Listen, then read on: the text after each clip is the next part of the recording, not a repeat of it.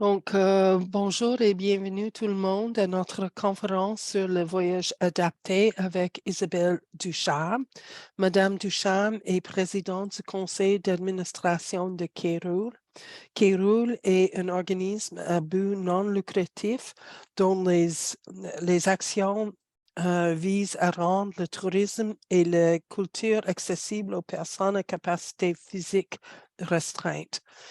Bienvenue Isabelle et merci beaucoup pour votre temps cet après-midi. C'est à vous. Merci, ça fait vraiment plaisir d'être avec vous aujourd'hui. C'est un pur bonheur pour moi de donner des conférences voyage. J'en donne depuis plusieurs années. J'ai eu le plaisir d'en donner quelques fois chez SLA Québec directement dans les bureaux. Mais je pense que c'est beaucoup plus facile pour tout le monde quand on peut le faire en Zoom. Ça permet à des gens qui sont peut-être moins proches de Montréal ou qui sont peut-être en moins bonne santé cette journée-là d'assister. Puis en plus, avec l'enregistrement, c'est encore plus merveilleux parce que même si vous l'avez écouté là ou si vous l'écoutez plus tard parce que vous ne pouviez pas être là aujourd'hui, ben, c'est disponible à plus long terme. Alors, comme Kate l'a mentionné, je suis présidente du conseil d'administration de Kéroul depuis maintenant plus de 10 ans, mais je suis aussi impliquée chez Kéroul depuis beaucoup plus longtemps parce que je n'ai pas le SLA, mais je suis une personne quand même qui se déplace en fauteuil roulant motorisé.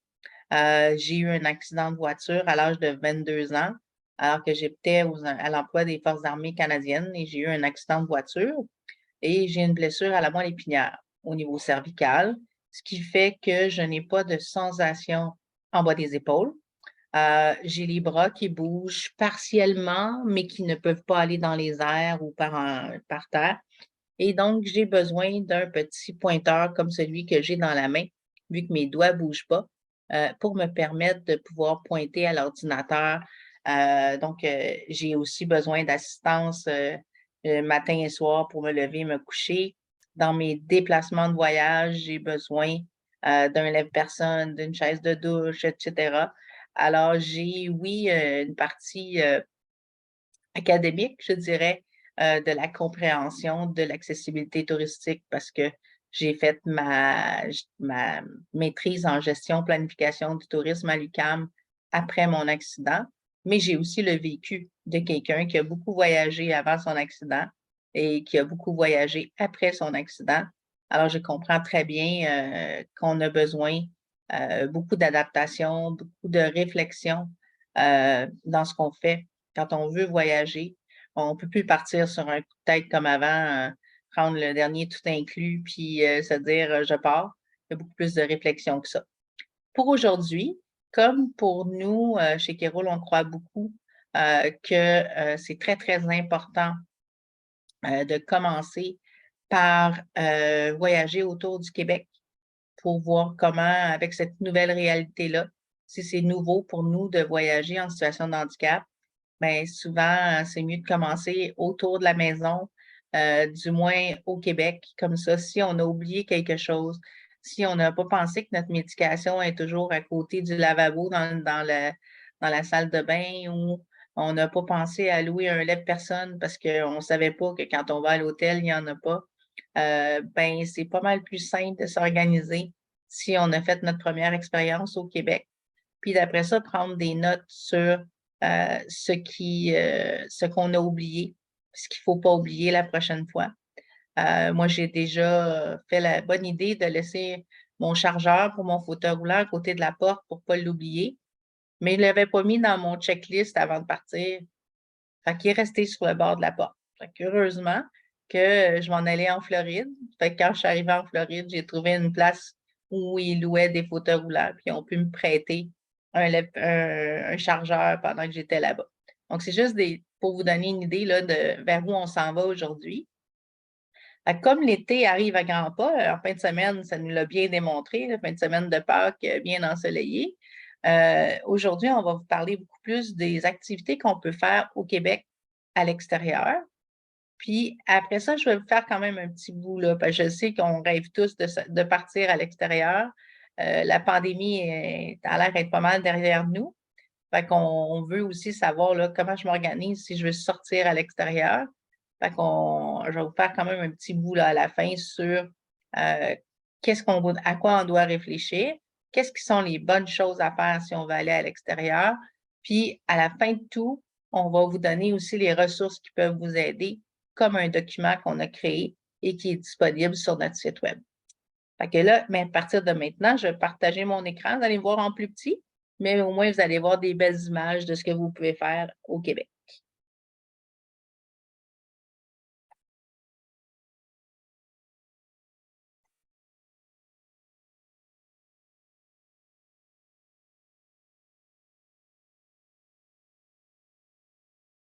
Voilà, tout le monde voit mon écran? Parfait. Donc, comme je vous disais, activités touristiques accessibles au Québec et ailleurs. Comme vous pouvez voir, il y a quand même déjà là, des belles images là, de ce qu'on peut faire en été, autant faire de l'observation que d'être actif sur la plage. Donc, je vais commencer pour ceux qui connaissent peut-être un peu moins. Donc, je vous ai parlé de moi un peu. Je trouvais ça important de le faire avant d'ouvrir l'écran parce que une fois que je sais qu'une fois que je partage mon écran, vous me voyez en moins grand. Donc, voici quelques images. Là, comme vous pouvez voir aussi, j'ai beaucoup changé de couleur de cheveux à travers les années. Des fois au naturel, des fois teint. En ce moment, on le voit un peu moins, mais c'est rouge et orange.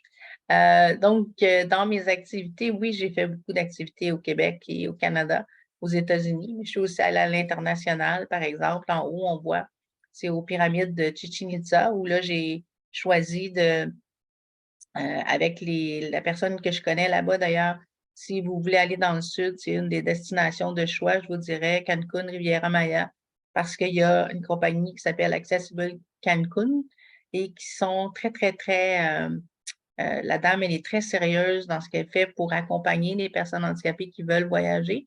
Donc, elle a des véhicules qui peuvent venir chercher les gens à l'aéroport, les amener à l'hôtel. Elle peut faire des tours guidés, comme j'ai fait cette journée-là.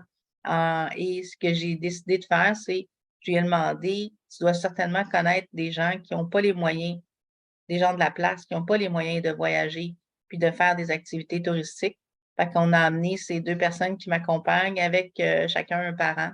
Puis ils ont fait la visite avec nous, donc pour la journée des pyramides et de tout ce qui était intéressant à voir là, dans cette région-là du Mexique. Ensuite, vous avez en bas à droite, je suis allée à un congrès à Hong Kong et on était quelques personnes, un congrès sur l'accessibilité des transports.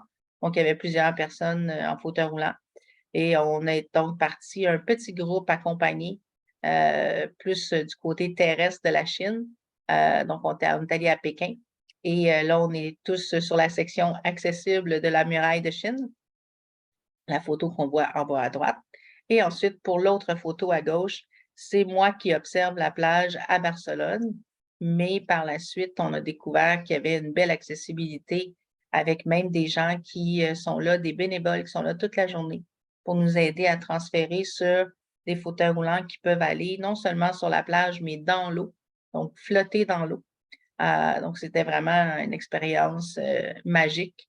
D'ailleurs, Barcelone est un de mes coups de cœur côté autant accessibilité que beauté de la place, parce que j'ai pu prendre le transport régulier, comme tout le monde, le métro, pour profiter des activités touristiques sur place.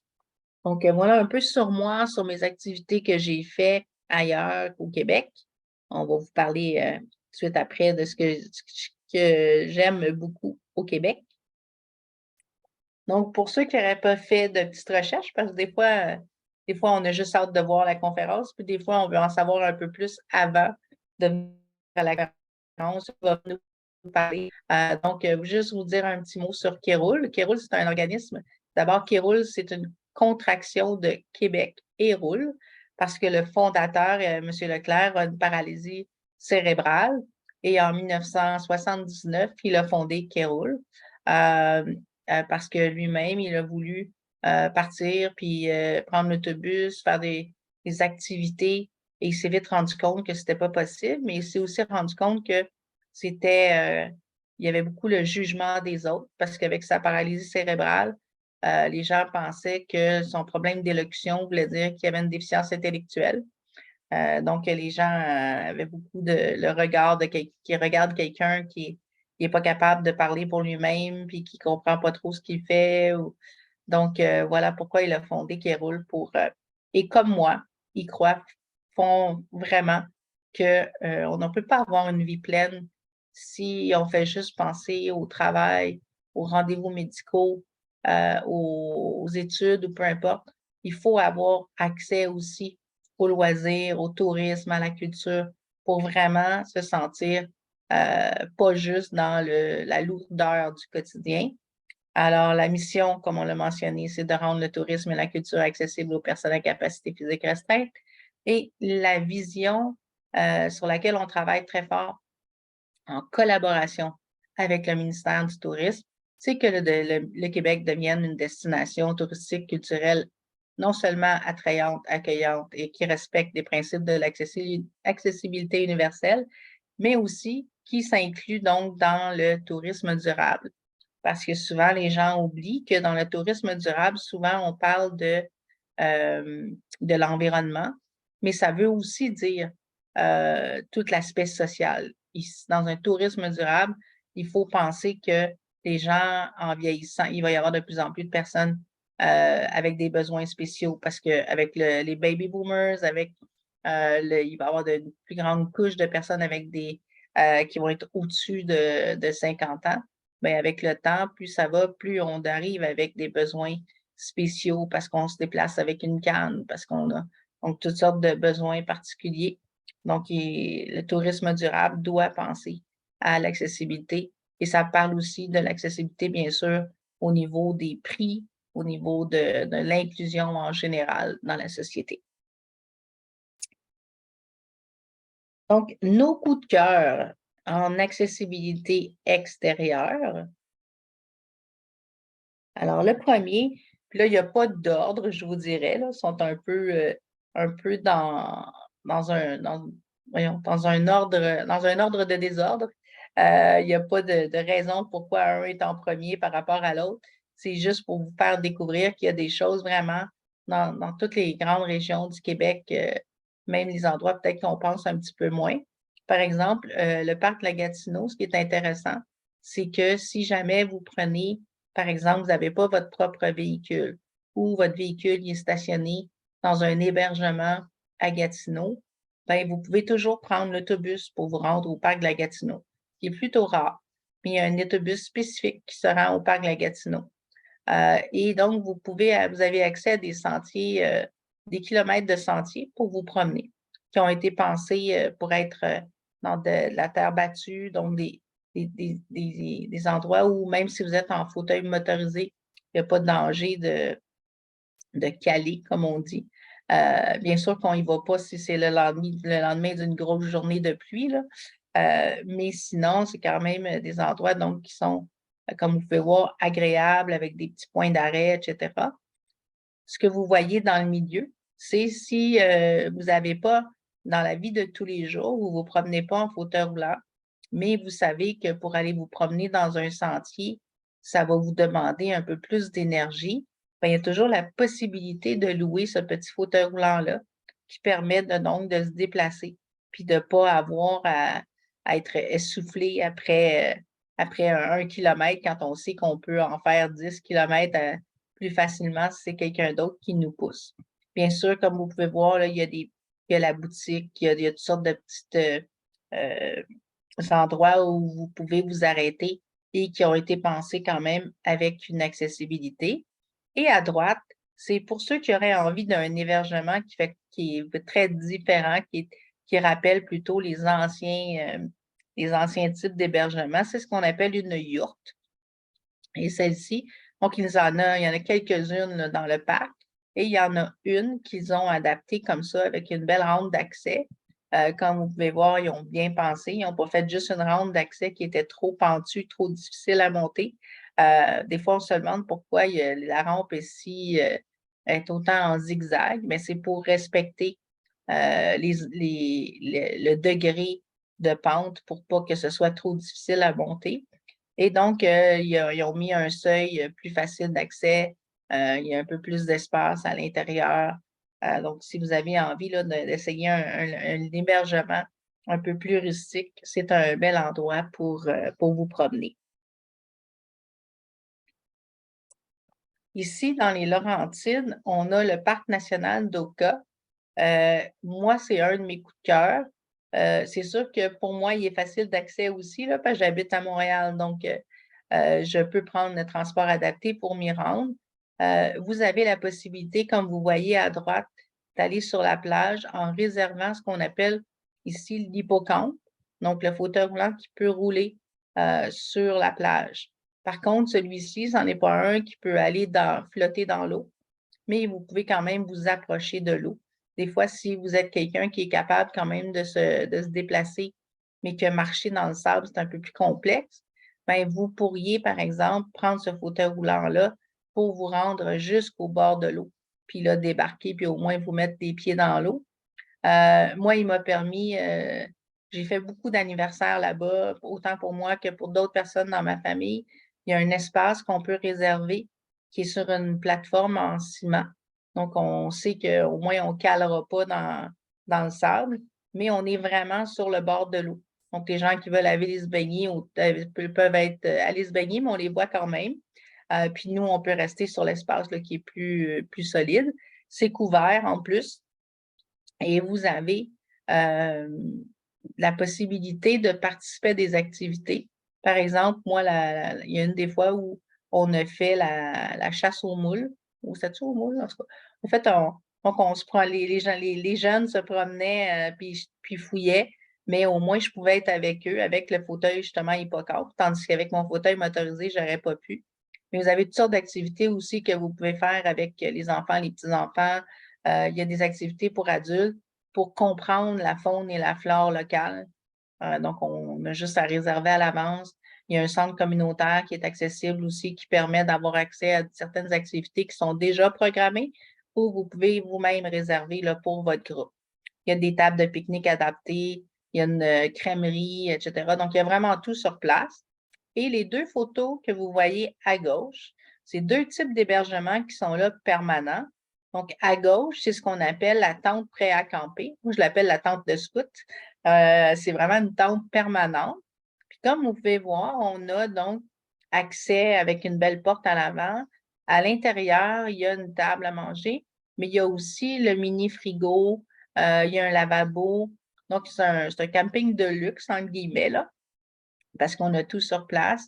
À l'extérieur, il y a une table de pique-nique adaptée. Je ne sais pas si vous avez déjà vu ça, là. Je pense que je n'ai pas de photo. Je vais le rajouter la prochaine fois. C'est une table de pique-nique qui est faite avec une extension au bout. Donc, même si on est dans notre fauteuil roulant, on n'est pas loin du monde. Tu sais, habituellement, une table de pique-nique régulière, si on n'est pas capable de s'asseoir sur les deux bancs, ben on est un peu loin, puis on mange avec un plateau sur nos genoux.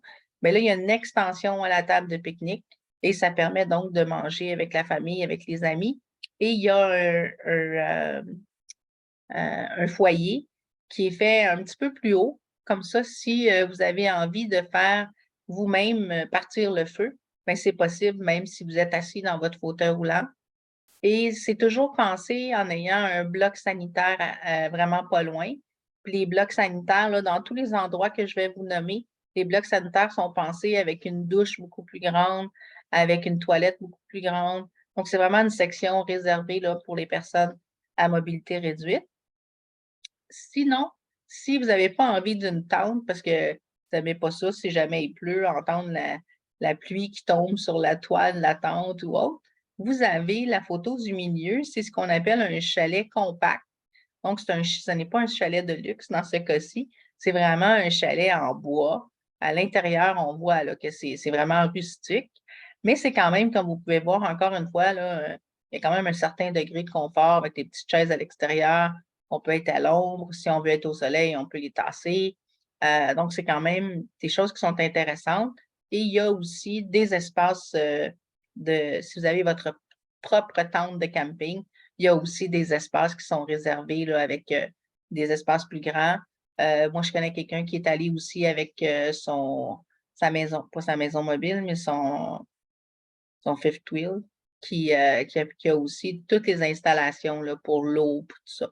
Donc, pour moi, c'est un grand coup de cœur parce que je les connais bien aussi, les gestionnaires.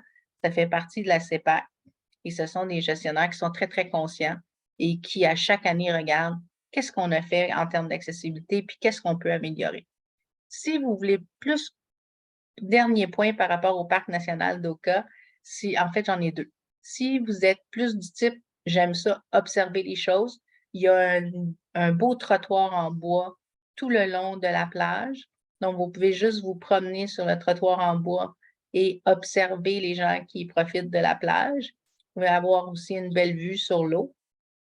Et sachez que si vous êtes des gens qui aiment beaucoup l'activité hivernale, puis vous cherchez où vous pouvez en faire, ils ont aussi cette même chaise que vous voyez là.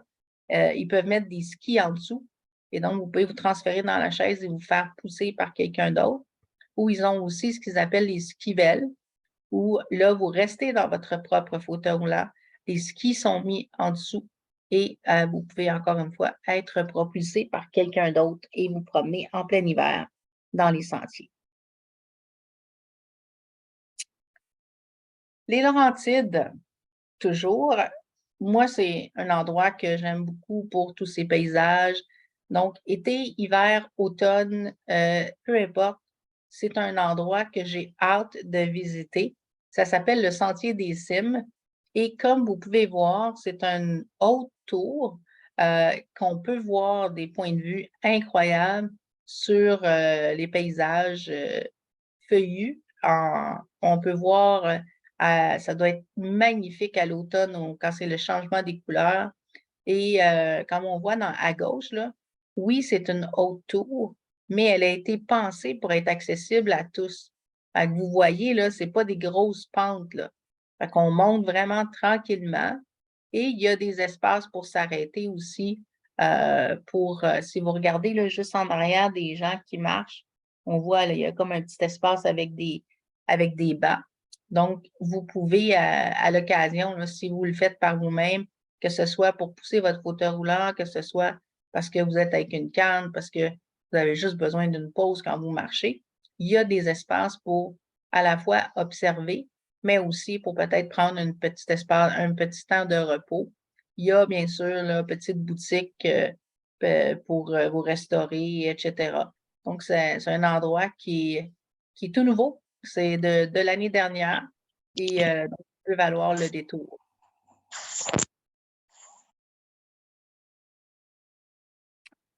Dans la Naudière, donc le parc régional des chutes Montapen et vous avez des dalles. À chaque fois que je vois le nom, je me dis, il faut que j'aille faire la recherche pour d'où vient le nom, comment on a pu penser à un nom comme celui-là. Un jour, je vais le faire pour le vrai, puis je vais tous vous envoyer à chacune des associations à qui je donne la conférence, je vais tous vous envoyer un petit mot sur d'où vient le nom. Donc, comme encore une fois, quand vous voulez voir une panoplie d'activités, autant pour profiter de l'eau. Moi, je suis une fille que dès que je vois de l'eau, je me calme. Ça m'apaise, en fait.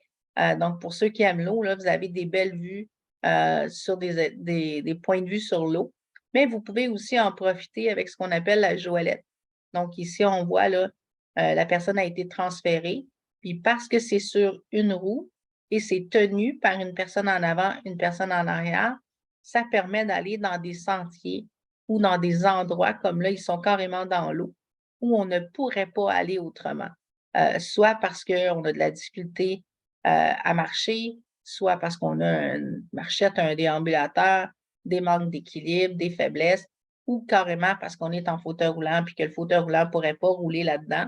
Donc, Bivouac, qui est un organisme qui organise beaucoup d'activités, et c'est toujours accompagné de plus de bénévoles que de personnes qui ont besoin d'accompagnement.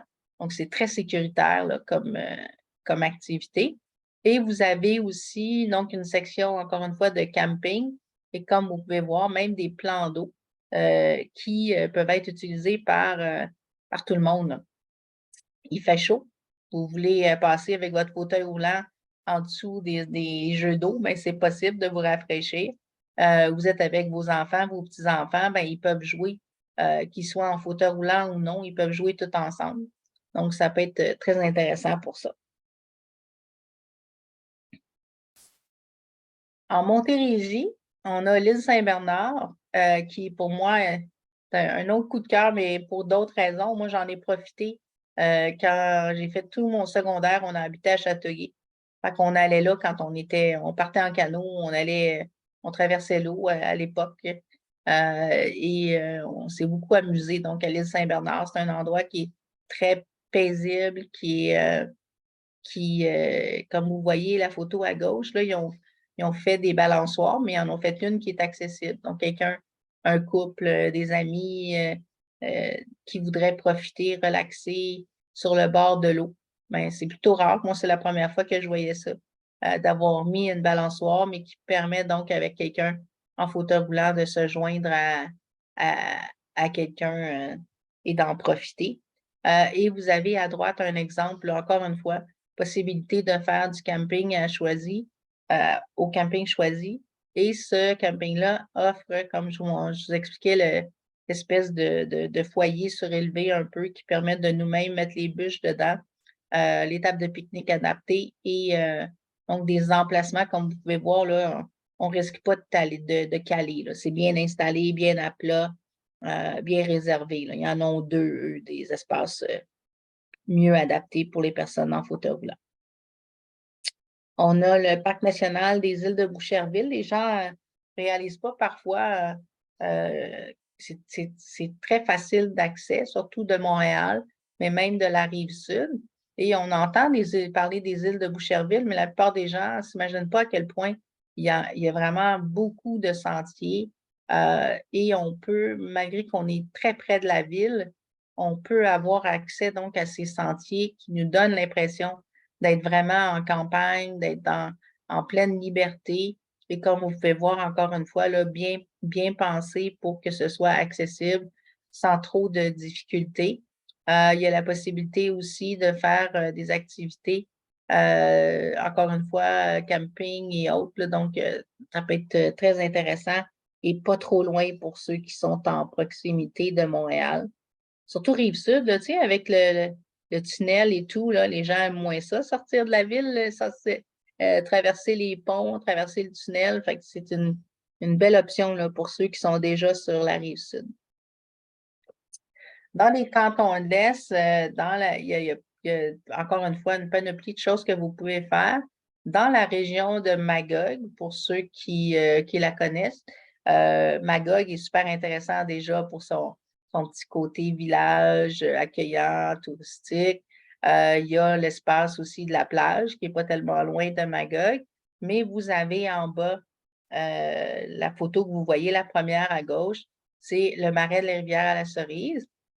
Et c'est vraiment un endroit pour moi complet, c'est-à-dire qu'on peut encore une fois se promener, comme vous voyez, il y a un long sentier au-dessus des marais. Donc, on peut observer de tout. Il y a des oiseaux, il y a des animaux, il y a de la flore, etc. Mais il y a aussi un centre d'interprétation où là, il y a tout le temps des gens pour vous aider à comprendre un peu mieux la faune et la flore. Et c'est un des rares endroits aussi que j'ai vu qui a à la fois un espace réservé pour les gens qui manqueraient de batterie sur leur fauteuil roulant ou leur triporteur ou quadriporteur pour se recharger, mais aussi un espace pour les chiens d'assistance, donc qui auraient besoin soit de boire, soit pour ramasser, faire les besoins, etc. On a ici aussi au Parc national de la Yamaska, il y a la possibilité, encore une fois, de louer le fauteuil roulant que vous voyez là, où c'est un fauteuil tandem, mais qui est fait exprès pour quelqu'un qui aurait de la difficulté à rester assis. Tu sais, habituellement, le fauteuil tandem, on le voit avec deux sièges de vélo. Là, il y a vraiment un espace à l'avant pour que la personne soit assise comme sur une chaise. Et l'avantage, c'est que la personne est assise en avant. Fait qu'elle a quand même le sentiment de liberté, tu sais, elle n'est pas à essayer de regarder en arrière la personne qui conduit le vélo, mais elle est vraiment à l'avant. Donc, elle a la première vue Et il y a aussi la possibilité d'avoir un fauteuil roulant qui, le même type en fait, mais c'est avec une plateforme qui est fait exprès pour qu'on puisse rester dans son fauteuil roulant et quand même être avancé avec le avec voyons, je vais le dire, avec voyons, on reste dans notre fauteuil roulant et on embarque sur la plateforme et on est poussé donc dans le vélo par quelqu'un d'autre, bien sûr. Et vous avez à droite donc vous avez la photo là, ici, le secteur Wabanaki, où on a, comme vous voyez au fond, là, une tente de type tipi. Donc, il y en a une qui a été adaptée pour des personnes handicapées. Donc, qui est faite un peu plus grande, avec un accès plus direct, etc. Fait qu'encore une fois, un hébergement qui sort de l'ordinaire, là, si vous voulez sortir du classique de l'hôtel ou de l'auberge. Ici, on a dans les cantons de l'Est, comme vous pouvez voir, des options, encore une fois, qui peuvent être faites, bon, à droite, c'est principalement en été, mais comme vous pouvez voir à gauche, à Frontenac, ici, c'est un hébergement qui, encore une fois, comme je vous dis, là, il y en a plusieurs, mais il y en a un qui a été adapté avec une rampe d'accès et une entrée plus facile. Vous avez à l'intérieur ce que vous avez besoin pour être fonctionnel, c'est-à-dire, comme je vous disais, des mini-frigos et autres. Mais c'est encore une fois une option qui vous permet d'expérimenter autre chose que le classique des hôtels, etc. Vous avez des options aussi de camping. À droite, c'est un camping de la CEPAC. Donc, quand c'est la CEPAC, souvent, ça vaut la peine là, d'y penser maintenant parce que ça se remplit rapidement. Les réservations de camping, les réservations de tentes prêtes à camper, etc. C'est des choses qui se font, les gens, dès que ça ouvre au printemps, là, les gens font leurs réservations. Fait que si vous voulez y aller moindrement en haute saison, là, très, très important de faire vos réservations le plus vite possible. Donc, vous voyez là, encore plusieurs options là, d'endroits qui sont bien accessibles. Dans la région de Québec, ici, on parle bien sûr d'endroits, le Canyon Sainte-Anne et le parc de chute de Montmorency. Vous n'avez probablement déjà entendu parler. Vous êtes peut-être déjà allé. Mais si vous êtes allé et vous n'étiez pas déjà en situation de handicap, comme moi, la première fois que je suis allée, je ne l'étais pas. Alors, je n'avais pas remarqué si c'était accessible ou pas.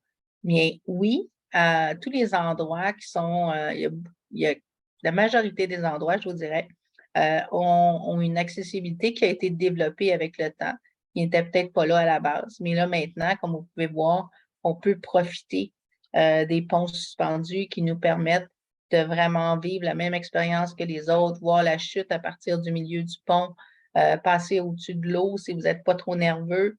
Mais si vous avez moins ce genre d'activité de passer sur un pont qui bouge un petit peu, tout ça, mais vous avez toujours la possibilité d'avoir des points d'observation, comme vous voyez avec le monsieur qu'on voit dans la photo de gauche.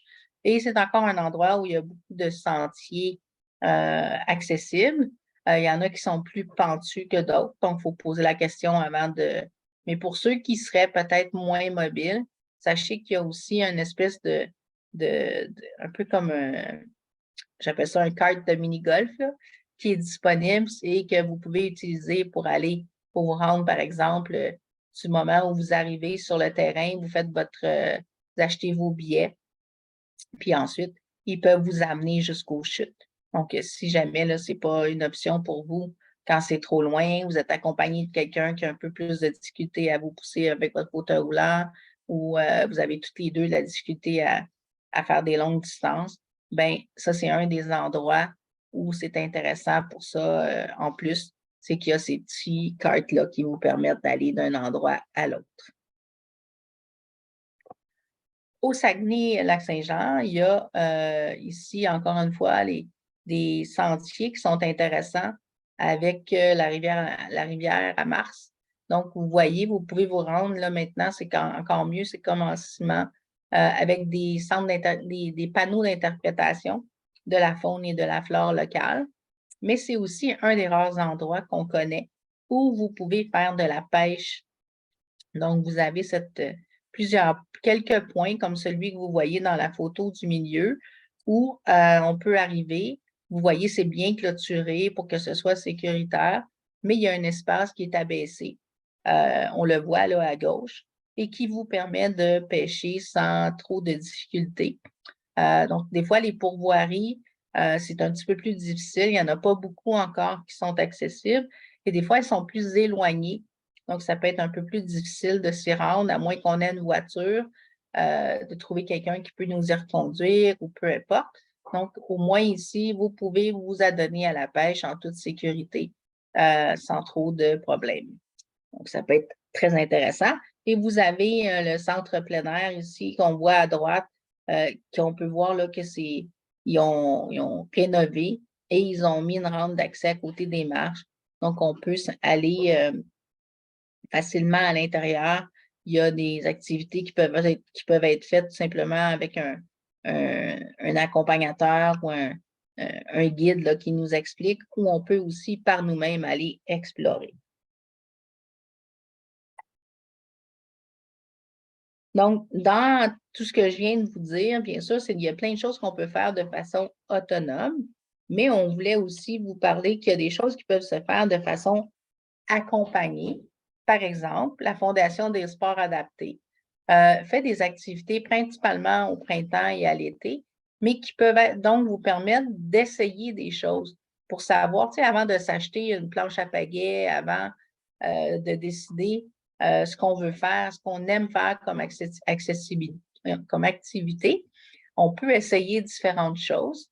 Donc, ils font des activités de groupe où vous pouvez essayer des choses pour une journée. Vous allez être bien accompagné avec des gens qui sont formés pour vous aider à mieux comprendre comment les choses fonctionnent. Fait qu'il y a du paracyclisme, donc comme la dame que vous voyez ici dans la photo, que son amie est à côté en vélo, puis elle peut, elle avance elle fait avancer le vélo avec ses mains plutôt qu'avec ses pieds.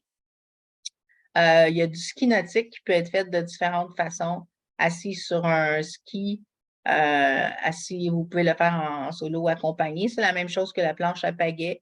Pour ceux qui l'auraient déjà vu, ça ressemble à une planche de surf, mais on peut être soit nous-mêmes debout ou même à genoux pour pagayer puis avancer. Mais on peut aussi le faire, il y en a certains qui sont adaptés pour rester dans son fauteuil roulant et c'est quelqu'un d'autre qui pagaie ou nous-mêmes si on est capable. Et il y a aussi l'option, je crois que j'ai parlé de toutes les options.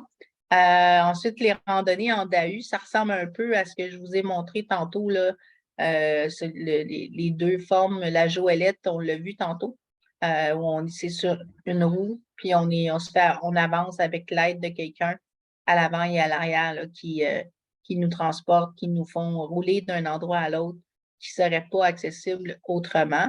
Puis, il y a des journées aussi où vous pourriez décider d'explorer comment je peux faire de l'équitation. Il y a des façons, il y a des formes de selle qu'on peut mettre sur le cheval pour que ce soit plus solide.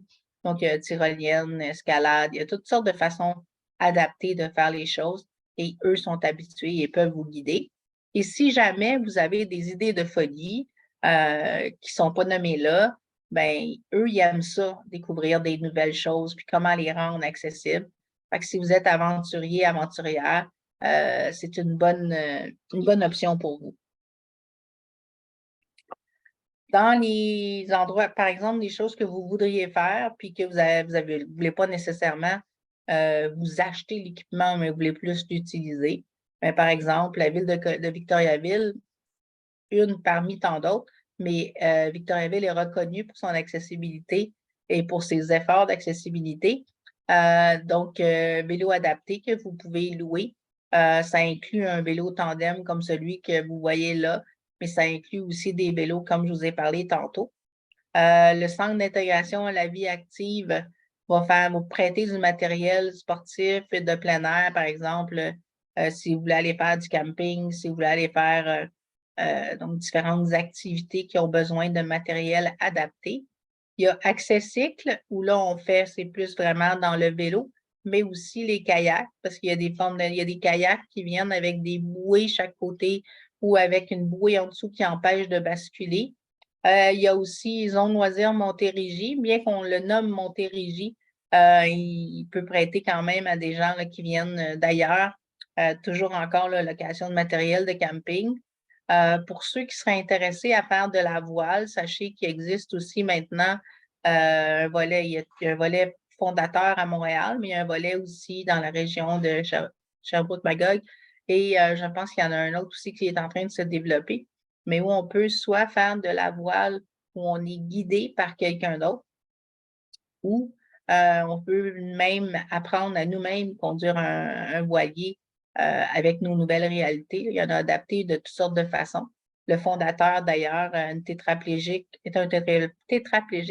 qui a lui-même la possibilité de faire de la compétition de voile adaptée malgré qu'il conduit son fauteuil roulant et son voilier avec une paille dans laquelle il souffle.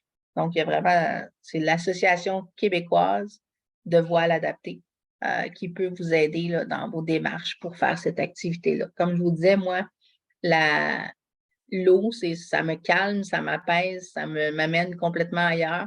Fait que de partir en voilier puis d'avoir quelqu'un qui dirige le voilier, pour moi, c'est du pur bonheur. Puis ils ont les lèvres personnes, tout ça, pour nous aider à descendre si on a besoin là, dans le bateau, dans le voilier. Je vous ai parlé vitement tantôt de Bivouac. Donc, c'est une agence qui organise des séjours guidés de 1, 2, 3, 4, plusieurs jours, ça dépend des demandes. Et comme je vous disais aussi, il y a un 30 à peu près de personnes en situation de handicap et le reste sont des personnes qui sont là pour aider les personnes en situation de handicap dans leur déplacement, dans leurs activités. Tout ce que je vous ai dit jusqu'à maintenant, bien sûr, ce sont toutes des informations que vous pouvez trouver sur notre site Web. Un petit peu plus loin, je vais vous parler rapidement là, des ressources qu'on a, dont notre site Web. Maintenant, ça, c'était pour la partie qu'est-ce qu'on peut faire au Québec cet été, en plein air. Bien sûr qu'il y a plein d'autres activités que vous pouvez faire qui sont des musées, des activités plus à l'intérieur, mais on trouvait ça intéressant de vous parler de choses qui sortent de l'ordinaire. Maintenant, comme je vous ai dit au début, je voulais garder une petite période à la fin pour, si votre envie, c'est d'aller à l'extérieur. Je vous recommande, encore une fois, comme je l'ai dit au début, de faire un premier week-end à Montréal, au Québec, dans un hôtel pour voir comment vous aimez pas, qu'est-ce que vous avez pensé, qu'est-ce que vous avez oublié. Mais donc, si vous avez fait cette première expérience-là et que votre idée, c'est d'aller ailleurs, que ce soit au Canada ou à l'international, gardez en tête que, bien sûr, il va falloir planifier le transport aérien et terrestre parce qu'il ne faut pas oublier que si on a beau prendre l'avion pour voir si, quand je vais arriver à destination, est-ce qu'il va y avoir du transport accessible pour moi rendu là-bas? Est-ce que je vais pouvoir il y a des endroits, comme je vous disais, à Barcelone, j'ai pu me promener d'un endroit à l'autre avec l'autobus régulier, voyons, le métro et tout ça. Mais il y a des endroits où c'est pas possible, c'est pas accessible. Il va falloir prendre du taxi. Est-ce que le taxi accessible existe? Est-ce qu'il est disponible régulièrement? On sait qu'au Québec, c'est une grande difficulté de trouver un taxi accessible, à moins qu'on ait réservé d'avance. Donc, c'est important à réfléchir à ça. Pas juste comment je vais m'y rendre en avion, mais aussi qu'est-ce que je vais avoir comme transport rendu à destination. Si vous n'êtes pas trop certain de la destination que vous voulez prendre, on vous recommande de penser aux destinations où il y a eu des Jeux olympiques. Parce qu'automatiquement, il y a eu des Jeux paralympiques. Et donc, ils ont eu à se rendre accessibles. Barcelone en est un exemple. Londres. Donc, on a plusieurs endroits comme ça. Même Pékin on a pu se promener quand même assez bien parce qu'ils ont eu à se rendre accessible par rapport à la venue des Jeux olympiques. Donc, ça peut être une des options que vous regardez. Il y a des endroits, par exemple, comme je vous dis, qui sont plus reconnus pour l'accessibilité, dont Barcelone, dont Londres, étaient déjà des bons endroits, mais ils ont eu juste à s'améliorer un peu plus. Quand vous allez penser à vos déplacements, et tout ça, là, ça se retrouve dans un document dont on va vous donner le lien là, après, là, qui s'appelle Voyageurs sur roue. Fait que vous n'êtes pas obligé de prendre des tonnes de notes. Donc, pensez aussi à quand vous allez planifier un voyage à l'extérieur du Québec, on vous recommande fortement d'utiliser les services d'un agent de voyage. On a une liste d'agents de voyage qu'on a formés. Vous pourriez faire affaire avec eux, ce qu'on vous recommande également.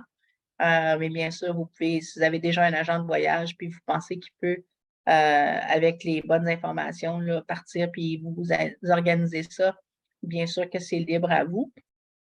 Mais n'oubliez pas d'ajouter, par exemple, est-ce qu'il y a un organisme qui s'occupe de gens qui ont la stérose, qui ont le SLA, par exemple, dans le pays où vous voulez aller? Prenez en note leurs coordonnées avant de partir.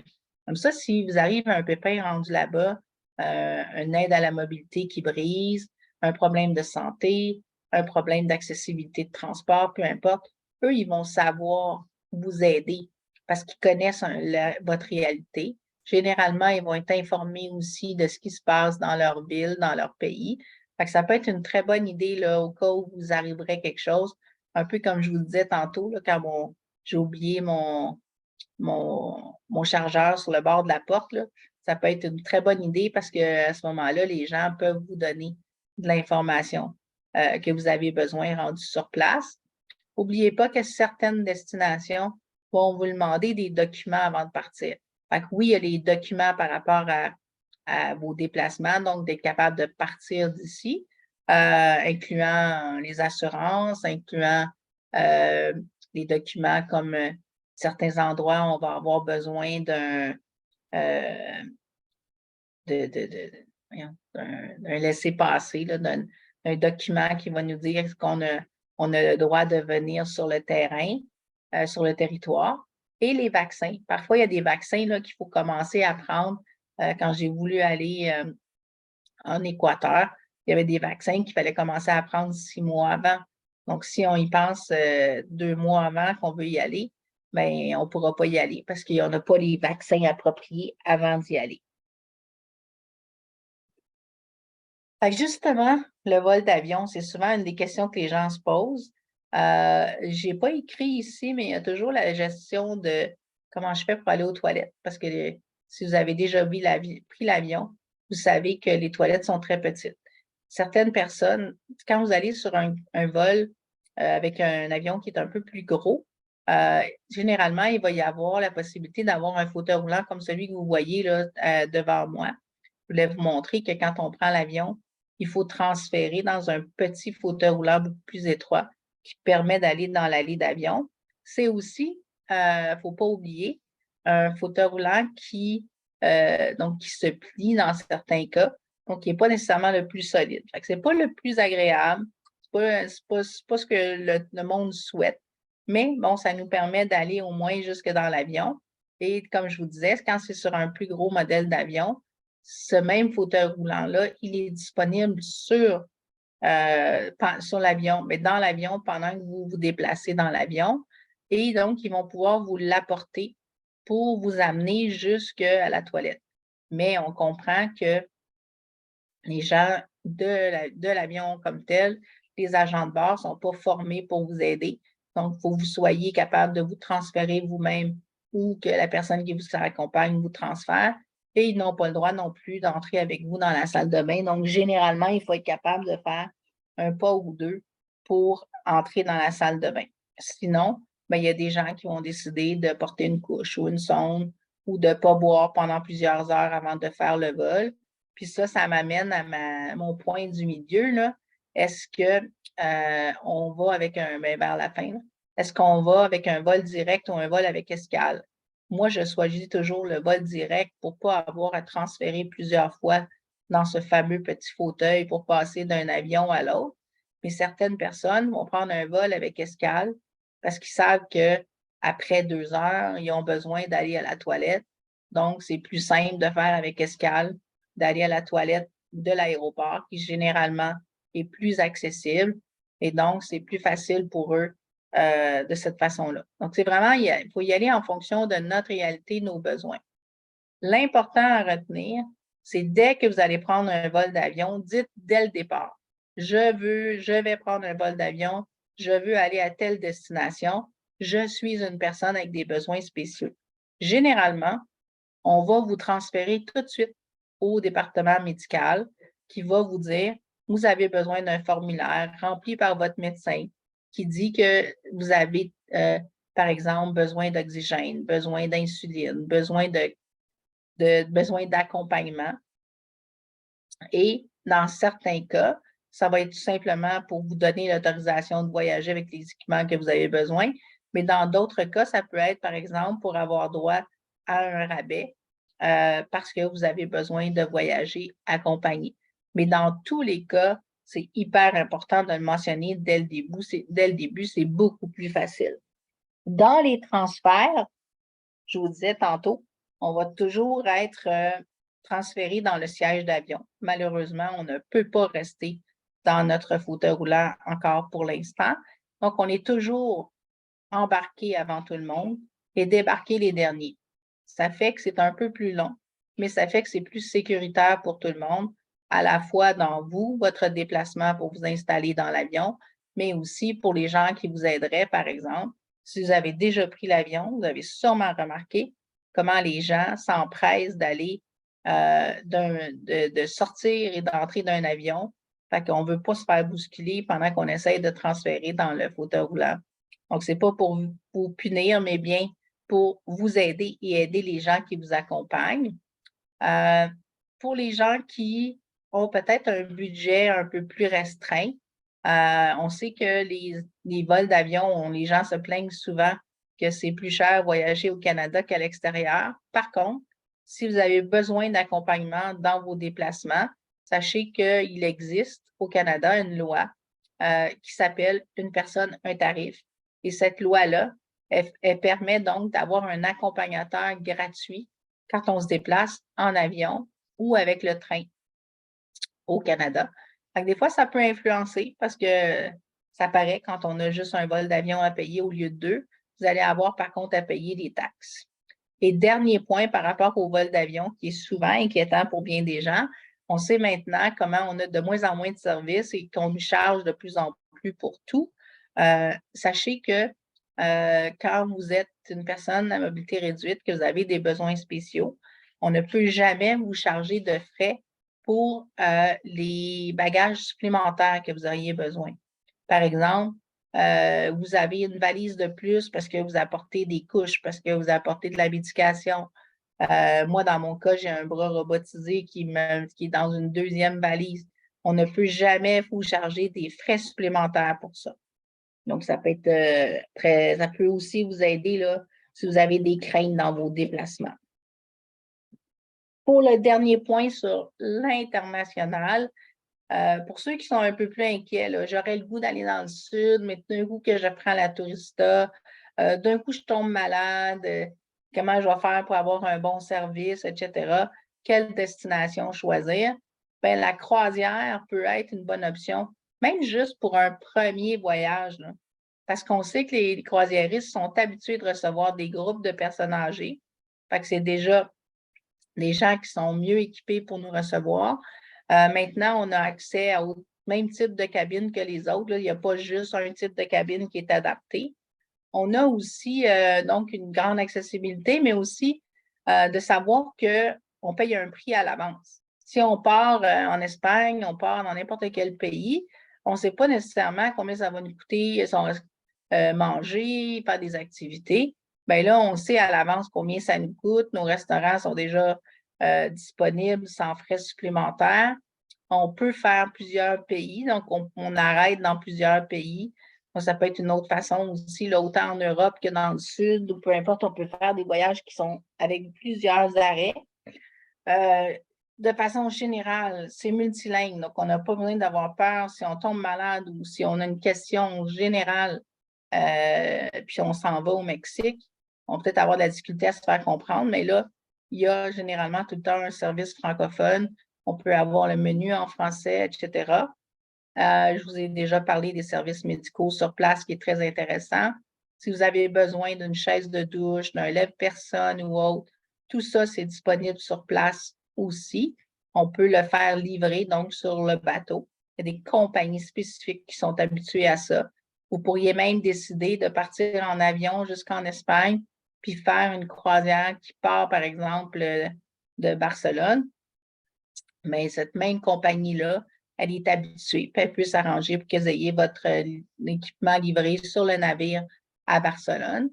Par contre, j'ai mes deux petits bémols, là, les deux à ne pas oublier en bas. C'est d'abord, si on vous dit que le transport est inclus entre l'aéroport et le navire, bien, sachez que généralement, ça va être un autobus régulier. Donc, il faut poser la question.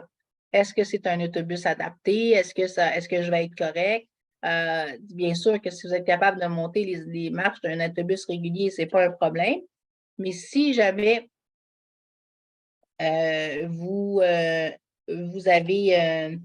de la difficulté, mais parfois, les compagnies vont accepter de réserver pour vous un transport adapté. D'autres fois, on va vous dire, ben, c'est à vos propres frais. Ça dépend, c'est à la discrétion là, des agents de voyage et des croisiéristes. Et finalement, si vous n'êtes pas capable de descendre quelques marches, très important, si vous voulez sortir, parce que moi, je connais des gens qui prennent des croisières puis qui ne sortent jamais pour les excursions.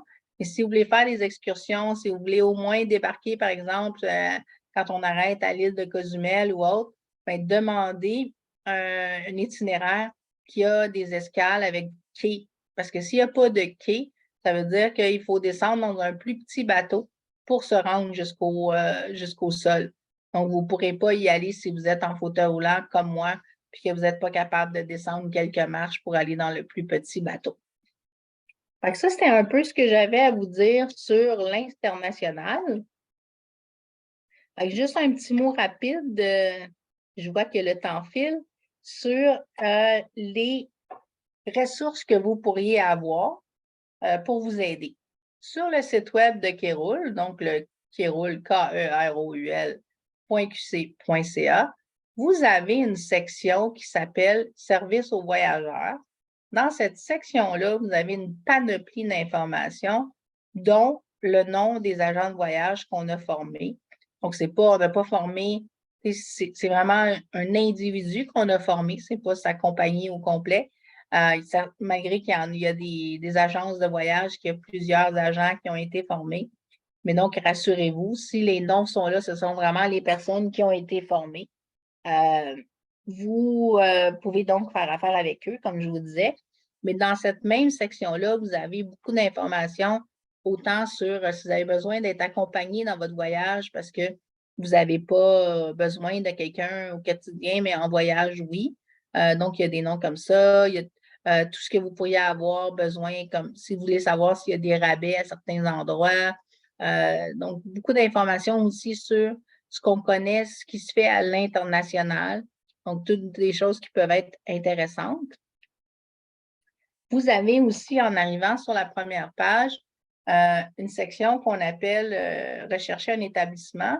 Mais dans le fond, ça peut être parce que vous recherchez un transport, vous recherchez un hôtel, un camping. Vous pouvez y aller, comme vous pouvez voir dans la colonne de gauche, autant par type d'établissement que par juste région, par ville. Donc, vous avez vraiment plusieurs façons de chercher. Et à droite, vous avez les options. Vous pouvez cocher, par exemple, moi, j'ai absolument besoin d'espace en dessous du lit parce que je vais utiliser un lève-personne. Ça va vous sortir seulement les endroits qu'on a évalués et que il y a un espace en dessous du lit. Ou, par exemple, vous, c'est important, une douche sans seuil, comme moi, vous avez besoin d'un fauteuil roulant pour aller dans la douche, bien, vous pouvez cocher donc ces choses-là. Donc, vous avez vraiment une panoplie de choses que vous pouvez rechercher en fonction de vos besoins spécifiques. Vous avez le site Le Québec pour tous, le québecpourtous.com. disponible en français et en anglais, où là, vous pouvez voir, on y va, vous pouvez chercher par région, vous pouvez vous faire des itinéraires, vous pouvez les imprimer.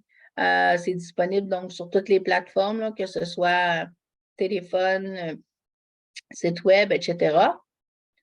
On a 2 blogs qui peuvent vous permettre aussi d'avoir des idées. Donc, des gens qui ont voyagé et qui vous disent, autant ici au Québec, donc le Québec pour tous, ben, il y a un blog spécifique sur le Québec, mais on a aussi un blog Voyage accessible où là, c'est des gens qui parlent d'activités qu'ils ont fait à l'international. Ils vont parler autant des hébergements que tout autre type d'activités qu'ils ont fait et qui peut être intéressant. Donc, des fois, on peut peut-être découvrir des endroits qu'on ne pensait pas aller. Comme moi, je vous dirais, si vous voulez aller aux États-Unis, parce que vous ne voulez pas aller trop loin, côté sécurité, côté donc tout ça, moins long en avion, etc., ben, commencez par Vegas, qui est un paradis d'accessibilité. Vous avez beaucoup d'activités. Les gens y pensent juste pour le casino, là, mais il y a tellement de beaux spectacles et d'endroits pour bien manger, etc. Vous êtes à côté du Grand Canyon qui peut se faire en autobus ou qui peut se faire avec une location de véhicule adapté. Donc, toutes ces découvertes-là que vous pourriez faire se trouvent sur les 2 blogs, local et international. Dernière page pour les outils. On a, nous, si vous vous abonnez à Kéroul, on a un baladeur, donc un magazine trimestriel à tous les 3 mois. Vous pouvez le recevoir. Encore une fois, vous pouvez en apprendre plus sur ce que Kéroul fait, mais aussi sur les nouvelles idées d'activités qui peuvent se faire en solo, en famille, en couple, etc. Le Québec pour tous a aussi sa revue qui sort une fois par année, qui dit les grandes nouveautés, autant en termes d'hébergement, d'attrait, tout ça, mais aussi en termes de séjour qu'on pourrait vouloir faire au Québec. Et le fameux Le Voyageur sur roue dont je vous parlais tantôt, qui est disponible directement sur le site web, que vous pouvez avoir soit en imprimé, en PDF ou en Word pour ceux qui ont plus de difficultés et qui veulent agrandir le texte, etc. Donc, c'est tous des outils qui peuvent vous être très pratiques. Le dernier, Le Voyageur sur roue, c'est vraiment toutes les étapes à ne pas oublier pour bien planifier un voyage. Alors, comme dirait M. Leclerc, si on a pu envoyer les gens sur la Lune, on peut certainement exiger un monde accessible à tous. Si on veut ce monde accessible à tous, il est très important de retenir qu'il faut sortir de la maison. Il faut aller, même si c'est le musée local dans votre petit village, dans votre ville, que c'est utilisé, aller voir donc les attraits, aller coucher une nuit à l'hôtel, etc., pour montrer que oui, c'est vrai que les personnes qui ont des besoins spéciaux voyagent. Et comme ça, les gens vont se rendre de plus en plus accessibles parce qu'ils vont se rendre compte que c'est important de se rendre accessible pour répondre aux besoins des personnes qui ont des besoins particuliers. Et ça, on parle là, que ce soit des jeunes, jeunes et moins jeunes. Et donc, comme je vous disais aussi au début, là, que ce soit le fauteuil roulant, la canne, le déambulateur ou tout simplement des manques d'équilibre, etc. Donc, très important. Très important donc de faire savoir qu'on est là. Là, je vois que j'ai fait disparaître les coordonnées un peu trop vite.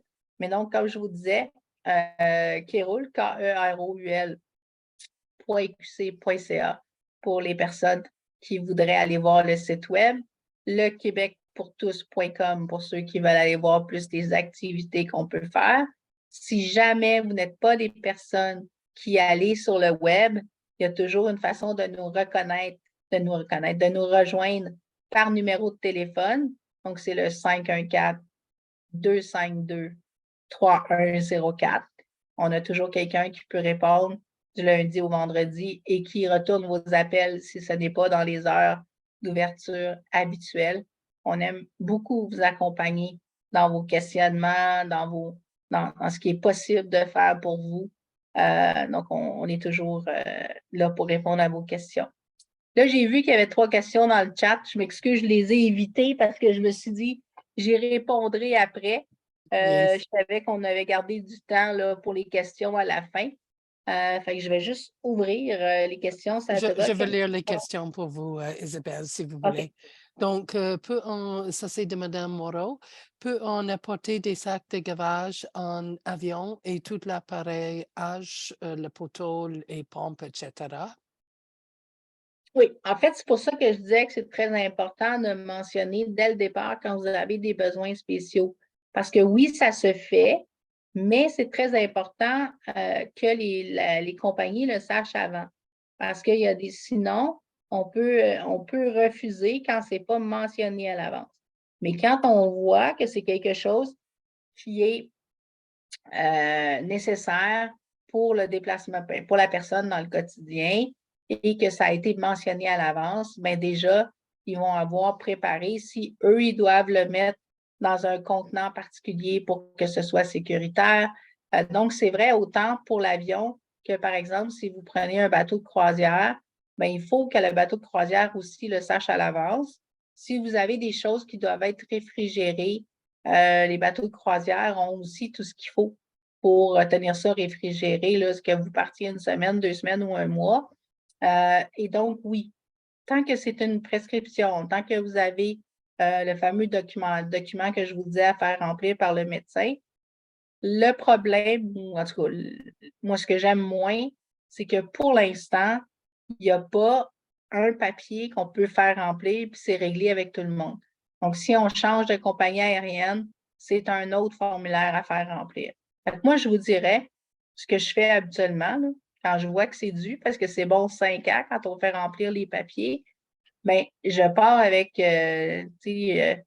Transat, Air Canada, puis WestJet. J'imprime les 3 formulaires, puis j'arrive avec les 3 formulaires chez mon médecin, puis je les fais remplir tous en même temps. Comme ça, ben, si quand le moment où je veux partir, si je vois que finalement les prix sont meilleurs à un endroit ou à l'autre, ben, le formulaire est déjà rempli. Je n'ai pas besoin de retourner voir mon médecin pour qu'il me remplisse le formulaire de l'autre. Euh, puis c'est la même chose avec maintenant, même Via Rail a son propre formulaire et la même chose pour les autocars. Fait que gardez ça en tête là, si vous savez que vous avez envie de voyager, mais vous savez pas, vous n'avez rien de réservé encore, ben commencez, faites remplir par tous les formulaires d'un coup, ça va être réglé. Puis si jamais vous voulez faire des activités au Québec, sachez aussi qu'il y a une carte d'accompagnement loisir, la carte CAL, justement, la carte accompagnement loisir, qui est disponible. Puis tout ça, vous avez ça aussi dans notre site web. Là. Si vous voulez chercher les coordonnées, comment vous inscrire pour obtenir les rabais plus locaux, là, cette carte-là, c'est encore une fois un formulaire. Donc, aussi bien faire remplir tous les formulaires d'un coup, c'est réglé, puis après ça, on peut les envoyer, puis chacun sont bons là, pour 5 ans. Là, j'ai M. Villeneuve qui a la main levée. Il avait même ouvert son micro, mais j'ai tellement parlé qu'il a refermé son micro. Oui, bonjour Madame Duchamp, bonjour tout le monde. Bonjour. Comment ça se passe dans l'avion avec un fauteuil motorisé? En fait, ce qu'on va faire, c'est que c'est très important que vous sachiez que vous avez le droit, parce que des fois, ils veulent se simplifier la vie, puis ils veulent laisser le fauteuil motorisé avec les bagages. Puis là, ben, ils vous transfèrent dans le fauteuil roulant de l'aéroport jusqu'à temps que vous embarquez dans l'avion. Vous avez le droit de dire, moi, je ne suis pas confortable dans un autre fauteuil roulant que le mien. Et là, on va vous laisser votre fauteuil roulant motorisé jusqu'à la porte de l'avion. Puis là, à la porte d'avion, vous n'avez pas le choix. Il y a des gens qui sont formés pour vous transférer de votre fauteuil roulant jusqu'à ce petit fauteuil roulant que je vous ai montré tantôt. Puis ensuite, on va vous amener jusqu'au siège d'avion. Puis là, là, ils vont vous transférer dans le siège d'avion. Le fauteuil roulant comme tel, à ce moment-là, il est transporté jusque dans un ascenseur et il est descendu, puis il est mis dans la soute à bagages. Heureusement pour nous, maintenant, dans des caissons, donc c'est plus sécuritaire. On entend moins souvent parler qu'avant de bris d'équipement, de bris de fauteuil roulant. Avant, quand c'était des batteries à l'acide, parce que là, moi, je vous parle, comme je vous dis, Ça fait depuis 88. Fait que à l'époque, il y a des triacides, les batteries, qui les mettent dans un caisson. Là, c'est très rare que les gens ont ça. Donc, on peut laisser les batteries sur le fauteuil roulant. Fait que c'est déjà quelque chose de moins difficile. Ceci dit, quand on se déplace en fauteuil roulant motorisé, une des choses importantes, encore une fois, quand je vous disais l'importance de le dire dès le début, c'est qu'il y a beaucoup d'avions qui sont trop, là où on met les bagages, l'espace est trop petit pour mettre un fauteuil roulant motorisé. Donc, il va falloir choisir un autre vol ou une autre compagnie aérienne, des fois, pour avoir un fauteuil roulant, une soute à bagages qui va être assez grande, en tout cas une porte assez grande pour prendre le fauteuil roulant. Et comme là, je m'en vais à New York au mois de mai, ben, j'y vais en autobus parce qu'il n'y avait pas de vol direct avec un avion qui pouvait prendre mon fauteuil roulant motorisé. Il aurait fallu que je prenne un vol avec escale. Puis là, je me disais, vol avec escale pour aller à Toronto, je vais perdre bien trop de temps. D'ailleurs, moi, Toronto ou New York, j'aime mieux faire ça en train ou en autobus qu'en avion parce que je perds bien trop de temps. Tu sais, déjà en train ou en autobus, on arrive directement au centre-ville, tandis qu'en avion, ben, on se fait débarquer plus loin. En tout cas. Fait que voilà. J'ai vu que vous avez rouvert votre micro, fait que vous avez une autre question pour moi. Ouais, ben, juste pour bien comprendre, entre la porte de l'avion et le siège, il y a un système, j'imagine que c'est à bras qui nous embarque, il nous apporte dans le chaise. Donc, Exact. La fameuse chaise bleue que j'ai montrée tantôt. Il y en a différents modèles. Là. Celle-là était plus confortable parce qu'il y a un dossier mou, mais généralement, c'est assez. C'est rembourré, là, mais c'est quand même assez raide et droit et étroit. Puis il y a quand même maintenant toujours des ceintures sécuritaires croisées pour mettre en avant de nous, puis pour tenir nos jambes ensemble. C'est avec ça qui nous amène jusqu'au fauteuil de l'avion. Généralement, vous pouvez demander quand même qu'il vous réserve un espace, il y a tout le temps une rangée où il y a plus d'espace pour les jambes. C'est possible, à moins que ce soit, il y a beaucoup de fois que ces espaces-là sont à côté si c'est un gros avion, là, cet espace-là est à côté d'une sortie de secours. À ce moment-là, on ne peut pas avoir ces bancs-là parce que par la réglementation, dès qu'on est à côté de ces portes-là, il faut être capable d'aider si jamais il y a une urgence. Donc, dans ce cas-là, on ne peut pas exiger ces bancs-là, mais sinon, on peut demander d'être dans l'espace qui a plus il y a plus d'espace pour les gens. Sinon, je vous conseille, si c'est un avion où il y a 3 rangées, donc deux allées d'avion, ben essayez de prendre les bancs du milieu parce que c'est plus facile à ce moment-là pour la personne, par exemple, qui est avec nous, d'aller aux toilettes ou des choses comme ça, là, au lieu d'avoir à passer par-dessus nous. merci. Merci Isabelle. Il y a deux questions qui sont reliées, Mme Lily Gomez et Mme Julie Dubois. Quel type de... Est-ce que vous pouvez fermer le... merci. Quel type d'assurance voyage vous nous conseillez et avez-vous des l'infos pour les assurances? Okay. Juste avant, j'ai vu que justement Mme Gomez avait levé sa main. Est-ce que c'était pour poser la question sur les assurances ou c'est parce qu'il y avait une question supplémentaire pour l'avion? Non, c'était une question en relation à la carte CAL. Parce que moi, je suis une personne, c'est pas moi qui ai la maladie, c'est ma soeur, mais moi, je suis citoyenne. Oui. Allô? Oui, Puis, c'est ça, je voulais savoir si je pouvais avoir accès, même si ma soeur, elle n'est pas citoyenne canadienne. Faudrait voir. Elle n'est pas citoyenne canadienne, mais elle vit au Québec? Non. Et moi, présentement, je suis au Mexique, justement, parce que moi, je suis mexicaine. Puis présentement, je suis au Mexique, fait qu'elle, elle s'en vient avec moi passer des vacances. Je ne suis pas sûre que c'est bon Canada, pour les touristes. mais je voulais savoir si je pouvais avoir accès à la carte. Oui, il faudrait poser la question à eux directement parce que ça, je ne pourrais pas vous répondre. OK. Puis l'information pour avoir accès à la carte, vous allez l'envoyer? En fait, il faut aller sur notre site web. Je peux toujours on pourrait faire un lien peut-être direct pour la section voyageurs sur le site web de Kéroul pour que les gens voient, parce que là, c'est facile à identifier. Là, vous allez voir là, rabais, possibilité d'accompagnement, On pourrait faire ça, Kate, dans le courriel ou en dessous de la vidéo, quelque chose comme ça. OK, parfait. Je suis désolée, je l'ai fait passer avant parce que je pensais que c'était une autre question pour l'avion. Donc, OK, on avait aussi votre Désolée. question aussi, donc, était la prochaine sur Pour les assurances. voyage. Il n'y a pas une compagnie, je pense, qui est plus appropriée qu'une autre. Par contre, la Croix-Bleue est la plus connue, la plus reconnue aussi à l'international. C'est celle qui a peut-être un peu plus de flexibilité. Les assurances voyage, souvent les gens pensent que parce que ils ont une situation de handicap, que ce n'est pas possible d'en avoir. C'est toujours une bonne chose d'avoir des assurances voyage, ne serait-ce que pour l'annulation, que pour les pertes de bagages, etc. Pour ceux qui ont des aides à la mobilité, comme un fauteuil roulant, une marchette ou autre, sachez que c'est toujours la responsabilité de la compagnie d'aviation de réparer, de trouver une solution si jamais votre fauteuil roulant est brisé, de trouver une solution de rechange si jamais il y a un bris, si jamais il y a le temps que ça soit réparé ou tout ça. Donc, important de le mentionner. Dès que vous voyez qu'il y a quelque chose de brisé en sortant de l'avion, en récupérant votre aide à la mobilité, vous le mentionnez immédiatement.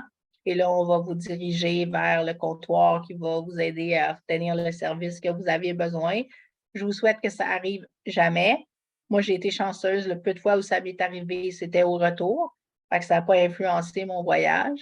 Mais donc, c'est important de retenir ça, que c'est la responsabilité de la compagnie aérienne. Pour tout ce qui est le reste, tout ce qui est maladie et autres, comme dans une situation comme la SLA qui est plutôt instable, on va vous demander, par exemple, avez-vous eu de la nouvelle médication ou un nouveau diagnostic dans les 3 à 6 mois avant de partir? Donc, dépendant des compagnies, c'est du 3 à 6 mois. Fait que si votre médication est stable depuis tout ce temps-là, généralement, vous pouvez être assuré. Si votre situation, votre diagnostic n'a pas changé, vous pouvez être assuré. S'il y a des choses qui ont changé dans les 3 à 6 mois avant votre départ, là, il y a certaines clauses qui peuvent ne pas être assurables. Fait que c'est pour ça que c'est important d'être très honnête, parce que même si vous ne le mentionnez pas, eux, ils vont demander la permission de communiquer. Ils ont le droit, en fait, de communiquer avec d'avoir un dossier médical. Donc, d'avoir accès à votre dossier médical pour savoir s'il s'est passé quelque chose de nouveau dans votre situation dans les 3 à 6 mois avant de partir. Mais sinon, de façon générale, on est encore assurable sur beaucoup d'aspects. Puis les petits points qui pourraient ne pas être assurables, bien, vous allez le savoir de toute façon, vous connaissez votre situation. Mais oui, c'est important de prendre des assurances. Il y a une question de M. Lebrun. Madame Dubois, je vais nommer vous bientôt. Donnez-nous des noms de compagnies d'assurance voyage qui permettent aux gens d'atteindre de la SLA d'être bien couvertes. Desjardins ne vous couvre plus à cause que c'est une maladie dégénérative. Il demande aussi, y a-t-il des bidets aux endroits de voyage que vous avez mentionnés? Je n'ai pas compris le dernier bout. Y a-t-il des bidets, des systèmes hygiène personnalisés? Est-ce qu'ils sont une partie de la salle de bain? Ben, c'est sûr que dès qu'on va en Europe, les bidets sont plus présents. C'est sûr que c'est plus... ça dépend vraiment de vos besoins spécifiques. C'est pour ça que c'est très important, dans des cas comme ça, là, spécifiques, de faire affaire avec un agent de voyage qui va être capable de poser les bonnes questions. Puis moi, je vous dirais, là, peu importe, là, dès que vous avez des besoins spéciaux comme ceux-là, comme moi avec l'espace en dessous du lit, comme de savoir si c'est un bain ou une douche ou tout ça, demandez d'avoir des photos de l'endroit où vous allez. Aujourd'hui, avec l'ère numérique, c'est facile pour eux de prendre une photo. Puis là, vous allez voir, est-ce que c'est vraiment ce que j'ai besoin en termes de grosseur, de hauteur, d'espace, etc. Fait que c'est vraiment la meilleure façon de vous assurer que vous allez avoir ce que vous avez, spécifiquement ce que vous avez besoin. C'est très important de poser la question et d'avoir des confirmations par écrit. S'ils vous disent oui, on a tout ça, là, OK, mais moi, j'ai fait la demande, je veux être sûr que vous l'avez. Puis comme ça, si vous avez une confirmation écrite, on vous a dit oui, on a le bidet, oui, on a une chaise de douche sur place, oui, mais quand vous arrivez sur place, s'il ne l'a pas, c'est leur responsabilité de trouver ce que vous avez cherché. Donc, si c'est surtout pour un hébergement ou pour un transport, là, bien, si vous arrivez là-bas, puis finalement, c'est un autobus, il n'y a pas d'espace adapté, bien, c'est à eux de trouver un transport qui va être accessible parce que vous avez une confirmation qu'il y a un transport accessible pour rester dans votre fauteuil roulant. C'est alors très, très important, à la fois les photos puis la confirmation écrite. Comme ça, on peut vraiment, vous savez, même de faire affaire avec un agent de voyage. Moi, je suis allée à Vegas, puis je suis retournée au même hôtel 1 an plus tard. Et une semaine avant que j'arrive, il avait tout changé les bases de lit de tous les hôtels de la même chaîne. Ben, ce n'est pas moi qui ai eu à faire les téléphones pour trouver un autre hôtel. C'est l'agent de voyage qui le fait pour moi. Donc, très, très important, ça aussi, là, de se faire accompagner là-dedans. Là, ça peut être une grande, ça peut faire une grande différence. Merci. Et pour en fait, pour la compagnie, compagnie d'assurance voyage, là, je l'avais dit plus tôt, selon moi, la Croix-Rouge et la Croix-Bleue, pardon, c'est une des, pas tout à fait la même chose, Croix-Rouge, Croix-Bleue. La Croix-Bleue, c'est une des meilleures là, en termes de flexibilité et d'options quand on a des besoins spéciaux. Merci beaucoup. Madame Dubois, est-ce que votre question est différente de votre question sur l'assurance? Non, ça va. Vous avez répondu à ma question sans problème. Est-ce que vous pouvez enlever votre main, s'il vous plaît? Oui, je le fais. Merci. Merci beaucoup. Si c'est une main morte, vous pouvez la descendre. J'ai une autre question de M. Joseph. Je voyage en fauteuil motorisé et en famille. Comment faire le retour de l'aéroport à la maison se fait en fauteuil motorisé? J'assume que c'est avec un transport adapté. Oui, c'est ça. Ça dépend si vous habitez, à quel endroit vous habitez. De façon générale, le transport, il y a différentes options. Par exemple, si vous prenez l'aéroport de Montréal, on peut prendre bien sûr le transport adapté là, qui peut venir. Puis sachez que si c'est encore une fois si c'est à l'aéroport de Montréal, on peut prendre le transport adapté, donc, mais que ce soit à l'arrivée ou au départ, ils vont venir nous chercher à la porte 6, la porte 4, pardon, qui est au niveau des départs. Donc, n'oubliez pas ça, c'est toujours à la même porte, que ce soit puis que vous preniez la STM ou n'importe quel autre transport, Rive-Sud, Rive-Nord, tout le monde est obligé d'arrêter à la porte 4, autant que ce soit les arrivées ou les départs. L'autre chose, c'est si vous voulez prendre un taxi, pour y aller, il n'y a pas de problème. Vous prenez le taxi, vous le réservez vous-même. Pour le retour, vous n'avez pas le droit d'appeler une compagnie de taxi pour qu'ils viennent vous chercher. Les gens, on est obligé de prendre les taxis qui sont déjà sur place. Et parmi la file de taxis qui ont le droit d'être sur le site de l'aéroport, il y a toujours dans la flotte un minimum de véhicules qui sont adaptés avec une rampe d'accès. Donc, on est toujours pris pour vraiment pas se mettre en file d'attente, mais aller voir le répartiteur directement. Et là, lui va appeler le taxi le plus près dans la file d'attente et il va le faire passer devant les autres véhicules pour venir vous chercher. Fait que vous n'êtes pas obligé d'attendre quand vous savez très bien que les 15 premiers taxis qui vont arriver ne sont pas des taxis accessibles. Vous ne l'aurez pas nécessairement instantané, mais vous allez l'avoir plus vite que si vous vous mettiez dans la file d'attente. Merci Je beaucoup. vois aussi que dans le chat, pour ceux qui veulent pas attendre d'aller voir sur le site web, là, il y a quelqu'un qui a mis le lien pour la carte loisir, là, pour ceux qui veulent de l'accompagnement gratuit dans les différents endroits qui acceptent la carte au Québec, là. Merci beaucoup. Dernière question de M. Joseph. Est-ce que c'est possible d'engager quelqu'un à l'étranger pour nous aider et donner répit à notre famille? Absolument. Dépendant de vos besoins et de votre flexibilité, d'accepter que d'autres personnes s'occupent de vous, c'est définitivement possible. Entre autres, moi, quand je suis allée en Australie 1 mois, un de mes plus beaux voyages à vie, mais il faut accepter de faire 30 heures de voyagement, je suis partie avec quelqu'un qui ne pouvait pas me donner les soins. Fait que j'ai pris à distance, j'ai fait affaire avec des agences de préposés d'Australie. J'ai fait 5 villes différentes, donc j'ai eu 5 agences différentes qui m'ont aidé à trouver des personnes qui se sont occupées de moi pendant que j'étais là-bas. Fait que c'est définitivement quelque chose qui est possible. Moi, je vous dirais, faites juste attention, soit vous communiquez avec des organismes de personnes handicapées locales pour vous assurer que ce sont vraiment des organismes, des agences fiables.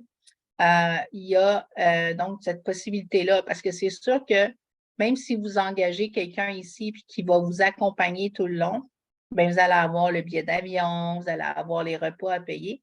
Fait que l'avantage de prendre quelqu'un à distance, c'est que là, la personne, elle habite là-bas. Fait que vous avez juste à la payer le temps qu'elle est avec vous pour donner les services, pour donner un répit à la famille.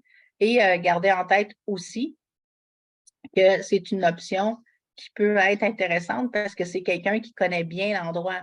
Donc, des fois, elle peut vous donner des idées de sorties, d'activités que vous n'auriez pas pensé parce qu'elle habite la région, parce qu'elle connaît l'endroit. Donc, c'est une chose qui peut être intéressante.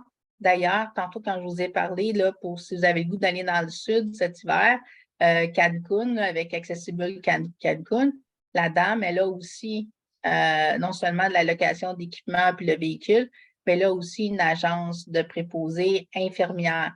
Donc, vous avez l'option aussi, là, si c'est une infirmière que vous avez besoin ou une préposée, c'est possible. Merci. Nous avons une dernière question. Il y a 3 minutes qui restent. Est-ce que vous savez s'il y a des procédures aux douanes, si nous avons des traitements médicaments intraveineux et matériels? Attendez, je vais aller la lire parce que je ne suis pas sûre. Juste ma relire parce que je ne suis pas sûre que j'ai bien compris. Est-ce que vous savez s'il y a des procédures aux douanes si nous avons des traitements médicaments intraveineux et matériels? J'assume que ça veut dire que des choses comme des infusions, etc. Oui, c'est ça. En fait, aux douanes comme telles, la seule chose qui pourrait être un problème, je vous dirais, là, c'est si vous avez un appareil sur vous, je ne sais pas moi, qui contrôle votre insuline ou quelque chose on a des fois là, pour vérifier les gens qui sont diabétiques, là, mais si vous n'avez pas un papier qui dit que c'est quelque chose de médical que vous avez besoin, ça pourrait être compliqué. Fait que dès que vous avez un appareil, de la médication que vous devez traîner dans un sac avec vous, pas mettre dans la soute à bagages, je vous recommande d'avoir un papier du médecin qui dit que vous avez besoin de ça avec vous en tout temps. Déjà, ça va régler les choses. Idéalement, un document bilingue, parce que dépendant où vous allez, des fois, le français, ce n'est pas toujours compris. L'autre chose, c'est tout ce que vous avez besoin, encore une fois, pour vous, de traîner avec vous, parce que c'est médical. On ne peut pas vous le refuser, à moins, comme je vous disais, que vous n'ayez pas de papier. Ou par exemple, si vous avez l'habitude d'avoir des dosettes, là, bien, il y en a qui arrivent qui sont faites par vous pouvez demander à la pharmacie, puis ça vient dans vraiment tout préparé à l'avance avec chaque pochette dit c'est quoi le médicament. Mais ça va passer beaucoup plus facilement aux douanes que si vous le faites, votre dosette vous-même, tu sais, des petites affaires en plastique là, qu'on fait nous-mêmes, qu'on remplit nous-mêmes. Mais là, ça ne dit pas le nom du médicament, puis ça pourrait être confisqué aux douanes parce qu'ils pourraient dire on ne sait pas c'est quoi, c'est pas identifié. Fait que moi, je vous conseille soit de les faire à l'avance en dosette, que c'est la pharmacie qui les a fait, ou de garder les médicaments dans leur pot d'origine.